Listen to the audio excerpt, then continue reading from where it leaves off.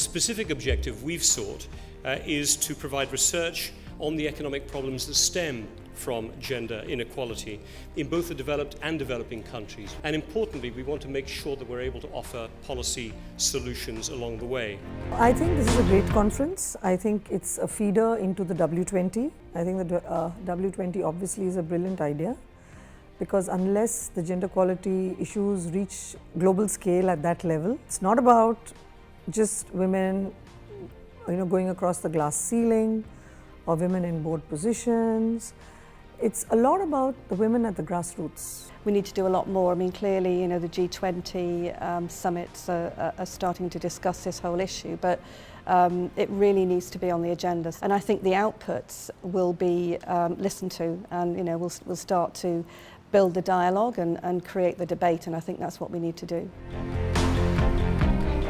It takes fantastic role models of terrific entrepreneurs, many of which are in this room. It takes fantastic political leaders and ministers like Her Excellency here to make great policy decisions. It takes strong business leaders like all of us to voice our support and to help find the right answer.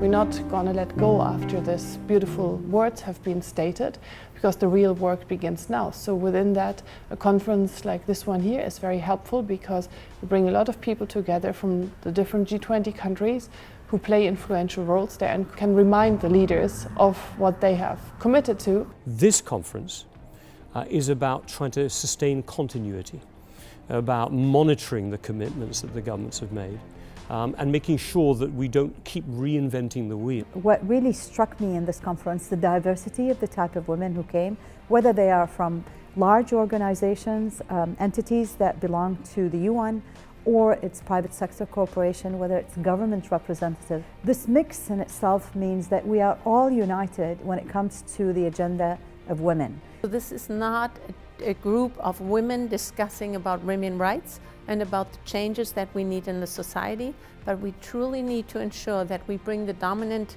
group always on and always in the room, in the discussions, so that we can create win-win situations for everybody involved.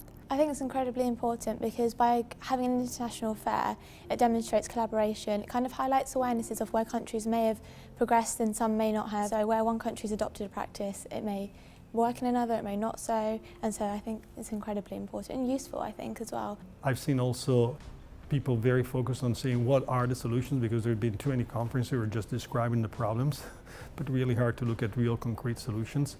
So I do believe that this kind of events become really, really useful when they're not just describing the problems, but also proposing concrete solutions. I would argue that we need maybe tighter and more profound regulation around some of these issues. The gender pay gap, shared parental leave, how environments work for women, those kinds of things. So I believe both roles are equally important.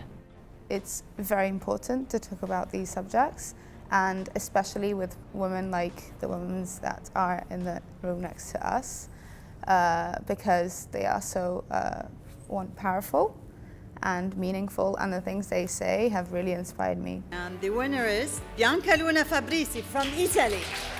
Bellissimo. We should start from assessing where we are. So a reality check is very important. And then when we have a gap analysis there, we can define clear policies and targets that can be measured, because we need to mean it, do it and measure it. I mean, it is absolutely important to bring together not only like-minded people, but also people who are on the fences, still thinking about this. We must not have these discussions amongst just people convinced about it. We need to continue having more forums like these, I think, all around the world, to ensure that women can feel that they are strong enough and empowered enough to have a voice, and that people are helping them and standing up for them.